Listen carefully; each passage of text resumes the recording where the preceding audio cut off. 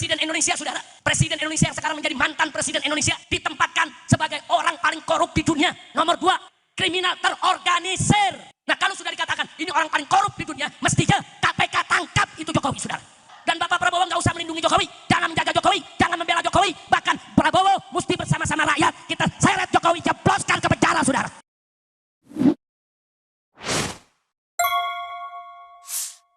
Mesti dikasih paham, mesti didakwahkan, mesti diajarkan, mesti dikasih tahu bahwa menerapkan hukum Allah wajib. Lalu berikutnya, saudara, Allah katakan tadi mereka itu orang-orang zalim. Kenapa zalim? Karena kalau ada orang tidak menggunakan hukum Allah, padahal hukum Allah itu adalah hukum yang maha adil, yang pasti adil, saudara. Mereka gunakan hukum yang bertentangan dengan hukum Allah, pasti hukum itu tidak adil, saudara. Kalau hukum itu sudah tidak adil, berarti zalim. Makanya kita lihat sekarang banyak orang meninggalkan hukum Allah. Apa yang terjadi? Kezaliman di mana-mana. Kezaliman merajalela di mana-mana, saudara. Kezaliman semarak di mana-mana. Kenapa kezaliman itu semarak? Karena banyak yang menolak hukum Allah. Akhirnya hukum tersebut menjadi zalim. Na'udzubillah, men. Udah gitu, saudara, ada orang yang menentang hukum Allah dipamerkan terang-terangan. Dia nggak mau pakai hukum Allah. Makanya mereka disebut humul fasiqun. Siapa itu orang fasik? Saudara, orang Islam yang berbuat maksiat, menentang Allah secara terang-terangan, gak punya malu. Jadi pantas kalau golongan seperti ini disebut kafirun, zalimun, fasiqun. Na'udzubillah min dzalik, saudara. Nah, sekarang selanjutnya di ayat 48-nya Allah ingatkan kepada Nabi Sayyiduna Muhammad Sallallahu alaihi wasallam. Di tengah ayat tersebut Allah nyatakan kepada Nabi, saudara, fahkum bainahum bima anzalallah. Hai Nabi, hai Rasul, fahkum bainahum bima anzalallah. Tetapkan hukum di antara mereka, kau punya umat. Dengan apa? Bima anzalallah. Dengan apa yang sudah diturunkan oleh Allah. Allah yang perintahkan Nabi, terapkan hukum Islam, terapkan hukum Allah. Jangan ikuti hawa nafsu siapapun. Begitu masuk ayat 49-nya. Di awal ayat, Nabi diingatkan lagi oleh Allah. Wa anihkum bainahum bima anzalallah. Hei Nabi, hei Rasul. Hukum di tengah mereka dengan apa yang telah diturunkan oleh Allah. Jadi, dari rentetan ayat 44, 45, 46, 47, 48, 49, surat Al-Ma'idah tersebut, saudara, kita tahu kalau gitu dulu semua nabi, termasuk Nabi Musa, Nabi Isa alaihi wassalam, sampai kepada Nabi kita Sayyiduna Muhammad Sallallahu alaihi wasallam, mereka semua bersama umatnya wajib untuk menjalankan hukum Allah. Nah, kenapa wajib menjalankan hukum Allah? Itu tadi yang saya sampaikan di awal pembukaan, saudara, bahwa itu adalah kewajiban asasi manusia. Kewajiban asasi umat Islam, tunduk kepada hukum Allah, jalankan hukum Allah, jaga hukum Allah, terapkan hukum Allah, bela hukum Allah. Jangan sekali-kali meninggalkan hukum Allah, saudara. Allah pencipta kita. Karena Allah pencipta kita, Allah penguasa kita, Allah Rabbul Alamin, saudara. Allah ini pemilik daripada alam semesta ini, saudara. Maka Allah adalah yang paling berhak untuk bikin aturan buat hambanya, saudara. Nggak ada manusia punya hak untuk bikin aturan. Allah yang berhak bikin aturan buat ciptaannya, saudara. Pahami itu, masukkan dalam hati jiwa kita, saudara. Sehingga sudah bertahun-tahun saya sampaikan bahwa ayat suci akan selalu ada di atas ayat konstitusi. Nggak boleh ayat suci kalah. Nggak boleh ayat suci dikalahkan. Nggak boleh. Konstitusi selama sejalan dengan ayat suci kita patuhi, kita jalan. Tapi begitu ada konstitusi yang bertentangan dengan ayat suci, wajib direvisi. Enggak boleh untuk kita jalankan. Lawan, luruskan, ubah supaya tidak bertentangan dengan ayat suci, saudara. Kira-kira jelas tidak? Saya mau tanya semua di sini, saudara, semua di sini saya mau tanya, kita ciptaan siapa? Kita ciptaan siapa? Siapa Maha Pencipta? Siapa Tuhan kita? Angkat jari satu semua, takbir. Siapa Maha Tunggal? Siapa Maha Esa? Siapa Maha Besar?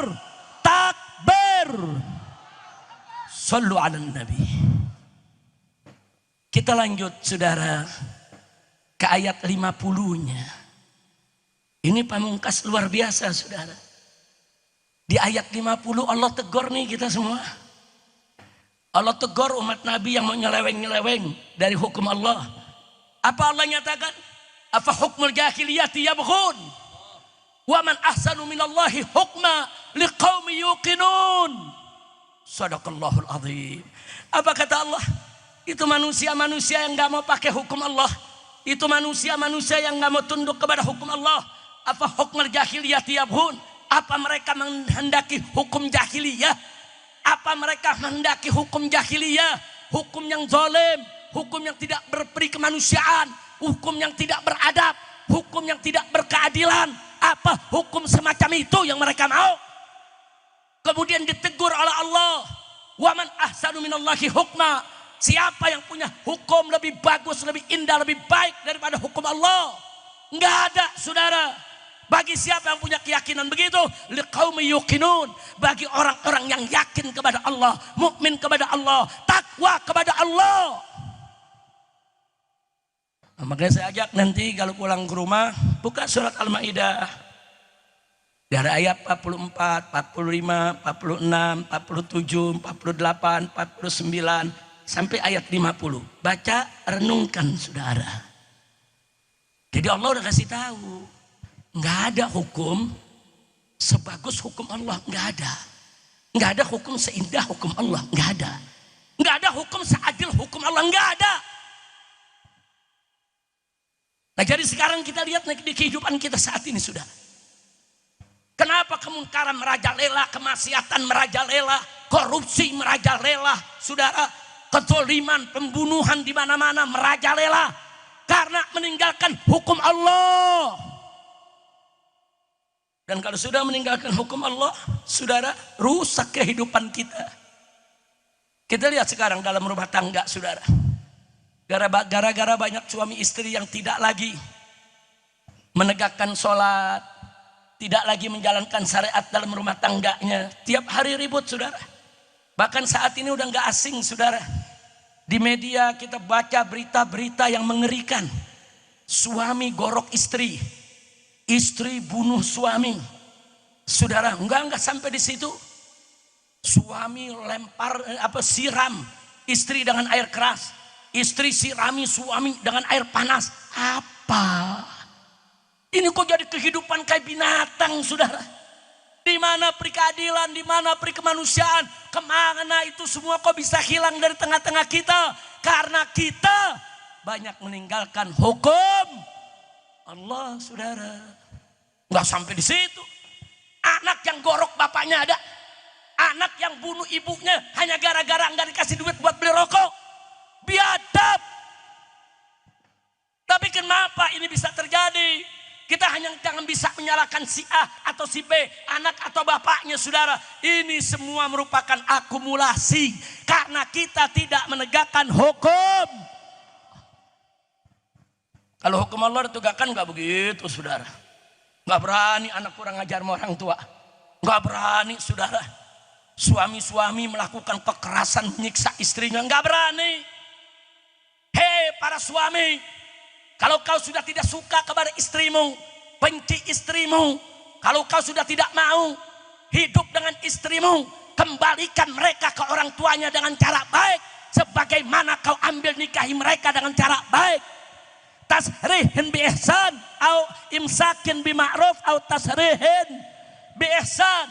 Ambil nikahi dari orang tuanya, ambil dengan cara yang baik. Ceraikan, lepas dengan cara yang baik. Makanya saya kaget melihat data statistik di Indonesia. Dalam satu hari ribuan saudara perceraian terjadi di kantor-kantor urusan agama, di pengadilan-pengadilan agama. Se-Indonesia per hari saudara ribuan yang bercerai. Astagfirullahaladzim. Ini semua karena kita jauh dari hukum, termasuk korupsi yang merajalela. Kalau kita pakai hukum Allah, saudara, kalau kita pakai hukum Allah, pencuri saja yang memenuhi nisab dan syaratnya harus dipotong tangan. Itu nisabnya nggak seberapa, cuma berapa dirham? 4 dirham, 4 dinar, kan dirham, saudara. Katakan kalau dia itu 4 dinar atau beberapa dinar, saudara. 1 dinar berapa gram emas sih? Hitung aja, saudara. Hanya mencuri beberapa puluh juta mesti dipotong tangan. Terus yang korupsi triliunan. Terjadi di kita punya negeri, saudara. Tambang ini korupsinya 300 triliun. Tambang ini korupsinya 270 triliun. Tambang ini, saudara, korupsinya 500 triliun. Apa ini? Kalau kita pakai hukum Allah, saudara, pencuri yang hanya puluhan juta saja mesti dipotong tangan. Apalagi yang triliunan, potong kepala mereka, saudara. Setuju? Koruptor dihukum mati, setuju tidak? Setuju tidak? Takbir. Ini enggak. Rubuk dinar, dinar kam gram? 4,25 gram. Ya, 4 graman. 1 gram sekarang 1,5 juta. Nah, kalau 4 gram sudah 6 juta. Nah, kalau 4,25 6 juta lebih. Ya, saudara, hanya mencuri 6 juta lebih, saudara, udah potong tangan. Asal memenuhi syarat yang lain, karena ada definisi mencuri, saudara. Lalu yang triliunan, yang miliaran. Innalillahi wa inna ilaihi rajiun kemarin. Yang korupsi 271 triliun, cuman dihukum penjara 6,5 tahun. Iya, kacau tidak? Kacau tidak? Saudara, kalau 271 triliun cuma 6 tahun, ini jamaah juga mau rame-rame di penjara. 6 tahun 271 triliun. Betul? Betul? 271 triliun musiknya dihukum mati. Betul? Setuju? Setuju? Takbir. Kita hitung-hitungan dulu nih malam nih. Hitung-hitungan, yang punya kalkulator, yang punya HP, lu hitung aja dari malam. Korupsi 271 triliun. Itu kalau dipakai buat makan sehari-hari, satu harinya 1 miliar deh dia makan. Saya mau tanya nih, orang Duren Sawit ada yang makannya 1 miliar sehari? Ada? Ada? Kalau nggak mati kelolotan loh. Katakan ada orang makan 1 miliar per hari, saudara. Setahun berapa hari? 365 nih kalau kita hitung miladiah nih. 365 hari, saudara.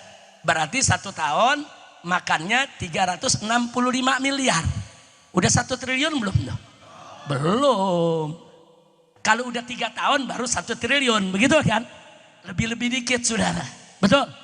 Nah sekarang kalau 3 tahun makan 1 triliun. Kalau 271 triliun, itu 1 triliunnya buat 3 tahun. Kalau 271 triliun kali 3 berapa? Coba hitung, saudara, hitung. Itu kalau dikali 3 itu bisa 813 tahun. Tapi kalau kita hitung lebih teliti cuma 742 tahun. Makan 1 hari miliar, 742 tahun baru selesai, saudara. Itu uang baru habis. Kalau makannya 1 triliun sehari, semiliar. Kalau makannya cuma 100.000 sehari, berapa tahun tuh habis ya, saudara? Lu kira-kira bisa ngitung enggak lo? Ada HP, ada kalkulator, hitung, saudara. Andaikan kita hitung aja lah umur manusia nih umat Nabi Muhammad rata-rata 63 tahun, betul? Betul? Nah sekarang itu 271 triliun, kalau dimakan sehari saudara 1 miliar, habis dalam waktu 742 tahun. 742 tahun itu berapa keturunan? Nah bagi aja saudara. Kalau satu keturunan 50 tahun, atau kita ambil yang 63 tahun. Kalau 63 tahun saudara, 11 keturunan. 11 keturunan. Hampir punya anak, punya cucu, punya kikit, punya cucu, punya kikit. Ya terusnya tuh. Ini saya bicara begini cuma mau menggambarkan. Berarti 271 triliun itu dikit atau besar? Jawab yang kompak. Dikit atau banyak? Kecil atau besar? Berarti itu saudara koruptornya biadab tidak? Kurang ajar tidak? Apa setuju kalau hanya di penjara 6 tahun? Setuju tidak? Jadi harus diapakan? Hukum mati. Kalau pencuri potong tangan, koruptor sampai triliunan, potong kepalanya saudara. Takbir. Ada yang nanya, Habib apa dalilnya potong kepala? Lu mau dalilnya gak? Dalil logika aja dah ya. Nah, kalau dalilnya pakai ayat hadis, kemudian pakai ijma kias kepanjangan. Ini ceramahnya sampai jam 4 pagi. Mau denger gak? Mau denger gak? Orang mencuri 10 juta atau mencuri 6 juta potong tangan. Saudara, betul? Nah itu kalau mencuri 6 juta, 7 juta, nyolongnya pakai apa? Nyolongnya pakai apa? Makanya dipotong tangannya. Tapi kalau orang nyolongnya 271 triliun, nyolongnya pakai apa? Nyolongnya pakai apa? Otaknya di mana? Potong kepalanya. Kira-kira setuju gak? Setuju gak? Lu kalau setuju jangan diam aja, teriak, protes. Jangan diam saudara, kurang ajar ini. Makanya malam hari ini saya mau ajak, anak muda. Enggak ada sautannya. Anak muda. Ya gue males panggil lu dah. Bu. Tuh kencangan ibu-ibu. Bu. Bu. Ah gue ulapin ibu-ibu aja dah. Bu. Lu sih pelan jawabnya. Ayo saya mau tanya anak-anak muda. Anak muda. Anak muda. Nah baru lu gak mau kalah sama ibu-ibu lu. Kalau ada maling ayam, lu jangan gebukin. Kadang-kadang maling ayam digebukin sampai mati. Maling jemuran digebukin sampai mati. Betul? Maling sendal di musola, udah gitu sendalnya butut, digebukin juga sampai mati. Tega banget, jangan. Kalau ada maling-maling rekian begini, tangkap, serahin ke polisi. Biar diproses saudara, setuju? Setuju? Kecuali rampok, begal, bunuh orang saudara, memperkosa yang punya rumah. Nah kalau begitu gue serahin dah ke masyarakat. Tapi kalau sekedar nyolong sendal jepit, jemuran, saudara, udah gitu yang dicolong caldem udah bolong. Pak kalau gebukin tega lu ah. Jangan. Begitu tangkap aja, serahin kemana? Ke polisi saudara. Serahin aja ke polisi saudara. Tapi kalau ada koruptor miliaran, apalagi triliunan, yang begitu boleh kita uber. Kejar, gelar pengadilan rakyat, gantung di Monas rame-rame saudara. Setuju tidak? Takbir. Siap lawan koruptor, siap ganyang koruptor, siap basmi korupsi. Takbir. Ini ada lagi nih saudara, temuan baru. KPK ngumumin ada 2 anggota DPR jadi tersangka karena saudara menyalahgunakan CSR dari Bank Indonesia. CSR itu apa sih? CSR itu saudara corporate social saudara responsibility. Artinya pertanggungjawaban suatu perusahaan. Kalau ada pabrik gula saudara, nah nanti itu diminta mengeluarkan dana sosial untuk membantu para petani tebu. yang selama ini membantu mereka beri masukan supaya pabrik gulanya jalan. Kalau ada pabrik kecap, keluarkan dana sosialnya saudara setiap tahun. Untuk siapa? Untuk para petani kedelai. Karena tanpa mereka kedelai nggak ada. Kalau nggak ada kedelai, kecap nggak ada. Kasih, itu namanya CSR atau bahasa Inggrisnya CSR saudara. Itu hak rakyat saudara. Oh, kalau ada developer membangun perumahan di satu perkampungan saudara, truk mereka bolak-balik, jualanan hancur, rusak saudara, masyarakat dirugikan, keluarkan dananya, bikin jalanan, aspal, hot mix, supaya masyarakat ikut merasakan keuntungan perusahaan. Bagus tidak? Itu namanya CSR saudara, itu namanya CSR. Itu aturannya ada undang-undangnya saudara. Sekarang CSR Bank Indonesia saudara yang jumlahnya miliaran diberikan kepada anggota DPR.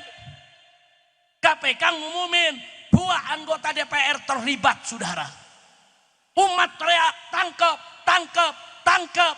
Akhirnya 2 orang anggota tadi ngaku. Dia bilang ke KPK, bukan saya aja yang ngambil, semua anggota Komisi 11 dapat juga. Begitu KPK tahu semua anggota Komisi 11 dapat juga, ditutup tuh kasus. Nggak jadi ada tersangka. Kurang ajar tidak? Kurang ajar tidak? Apa DPR berhak dapat CSR saudara?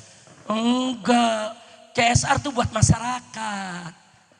Jadi kalau di Duren Sawit ada pabrik saudara yang rusak jalanan, tokoh masyarakat boleh datang, minta dong CSR-nya, betulin jalanan. Minta dong CSR-nya. Itu dari kau punya tempat banyak sampah, rapihin dong tempat sampah, rapihin dong saluran air. Itu CSR untuk masyarakat, bukan buat anggota dewan. Gila di negeri saudara, gila. Nggak sampai di situ saudara. Dana PSN saudara, dana program-program proyek-proyek strategis nasional, berdasarkan laporan saudara PPATK saudara, ini laporan resmi, dinyatakan 36% saudara dikorupsi. Ini ada apa? Ini negeri mau dibawa kemana? Ini akibat kita tidak menerapkan hukum.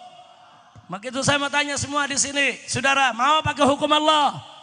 Betul? Betul. Takbir. Saya tambahkan satu lagi saudara. Salah satu ciri negara sakit. Kita mau tahu nih negara kita sehat apa sakit. Kalau kita mau tahu salah satu cirinya, kata Ibn Khaldun saudara, kalau itu negara bergantung kepada pajak. Kalau negara tersebut bergantung kepada pajak dari rakyat, negara itu sakit saudara. Ini di Indonesia nih. Supaya Anda tahu, ini laporan resmi dari BPS, Badan Pusat Statistik, pada tahun 2024 yang baru lalu saudara. Apa dikatakan? Bahwa APBN, anggaran pendapatan saudara negara Indonesia ini 82,4% diperoleh dari pajak. Astagfirullahaladzim. Kenapa jadi dari pajak saudara? Saya baca laporannya saudara. Ternyata dari sumber daya alam kita. Sumber daya alam kita ini kaya banget. Kita punya minyak sawit, kita punya minyak bumi. Saudara, ada timah, nikel, emas, batu bara, bauksit, aspal, segala macam. Sampai uranium kita punya saudara. Kaya raya. Bahkan sampai saudara, mantan pimpinan KPK, itu namanya Abraham Samad pernah menyatakan dalam satu wawancara, itu kalau salah satu tambang itu nggak dikorupsi saudara, itu hasilnya cukup dibagi-bagi buat rakyat Indonesia, satu orang 20 juta per bulan gratis. Itu baru satu tambang. Di kita nih ada puluhan tambang. Ternyata laporannya saya baca saudara, dari sumber daya alam Indonesia cuma 7% pendapatan buat negara. Dan jumlahnya cuma 207 triliun. Sementara yang dikorupsi tadi baru urusan satu tambang aja 271 triliun. Belum yang lainnya saudara. Ini kenapa ribuan triliun saudara dikorupsi, yang dikasih buat negara cuma 207 triliun. Gila ini negeri edan saudara. Dan ini nggak boleh dibiarkan. Nggak boleh. Yang kaya makin kaya, yang miskin makin miskin. Nah, sekarang kita lihat apa yang terjadi di tengah-tengah kita saudara. Pabrik banyak yang tutup. Pribumi gulung tikar, rakyat sengsara, banyak pengangguran, cari kerja susah, akhirnya nyolong kiri kanan. Saudara, susah tidak rakyat? Susah tidak rakyat? Ini semua gara-gara korupsi. Nah, gitu saya mau tanya nih, sebelum saya akhiri. Kita mau damai tidak sama korupsi? Setuju kalau sama koruptor damai? Pala lu bomenyan damai. Koruptor diajak damai, nggak ada damai. Tegakkan hukum, hukum yang berat, penjara mereka seumur hidup, kalau perlu hukum mati kalau jumlahnya sudah kelewat batas. Betul? Makanya saya berkali-kali di mimbar sering ngomong, Pak, Bu, korupsi di zaman Pak Harto ada, bukan nggak ada, banyak. Tapi korupsinya di kolong meja. Korupsinya di mana? Kolong meja. Begitu masuk zaman reformasi, saudara, korupsinya naik ke atas meja. Lebih berani terang-terangan, paham? Begitu di zaman Jokowi, meja-mejanya dibawa lari. Kacau tidak? Kacau tidak? Ini yang menilai bukan saya saja. Hari ini kita dikejutkan saudara, dengan satu berita mengejutkan. Saudara, berita apa itu gerangan saudara? Ada satu organisasi saudara yang kerjanya di bidang proyek pelaporan. Namanya OCCRP. Saudara, O-nya itu organized. Saudara. Sementara C-nya itu crime. Saudara. Organized crime and corruption. Reporting saudara project. Artinya apa? Proyek, ini lembaga proyek internasional untuk pelaporan kejahatan yang terorganisir dan kejahatan korupsi. Di situ diletakkan ada 5 sampai 6 nama koruptor paling saudara tinggi di dunia. Yang nomor 2 Jokowi. Ini apa bagaimana cerita ya saudara? Ini nama bangsa Indonesia, ini merusak nama negara saudara. Itu OCRP itu saudara, supaya Anda tahu, itu organisasi jurnalis internasional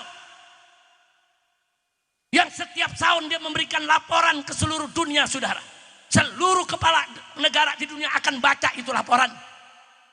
Presiden Indonesia saudara, Presiden Indonesia yang sekarang menjadi mantan Presiden Indonesia, ditempatkan sebagai orang paling korup di dunia. Nomor 2. Nggak sampai situ saja saudara, bahkan pejabat yang sering menggunakan sistem saudara untuk melakukan kriminal terorganisir. Nah, kalau sudah dikatakan ini orang paling korup di dunia, mestinya KPK tangkap itu Jokowi saudara. Betul? Dan Bapak Prabowo nggak usah melindungi Jokowi, jangan menjaga Jokowi, jangan membela Jokowi. Bahkan Prabowo mesti bersama-sama rakyat kita seret Jokowi, jebloskan ke penjara saudara. Takbir, takbir. Prabowo luar biasa pidatonya saudara. Kita kejar itu koruptor sampai Antartika. Sekarang kita ajak Prabowo, ayo tangkap koruptor di antara kita. Kira-kira setuju gak? Setuju gak? Jadi kita doain, semoga Bapak Presiden Prabowo tidak omon-omon saja. Amin. Lu amin yang serius dong. Lu aminnya nyengir kuda. Amin. Semoga Allah berikan taufik dan hidayah buat Bapak Presiden Prabowo.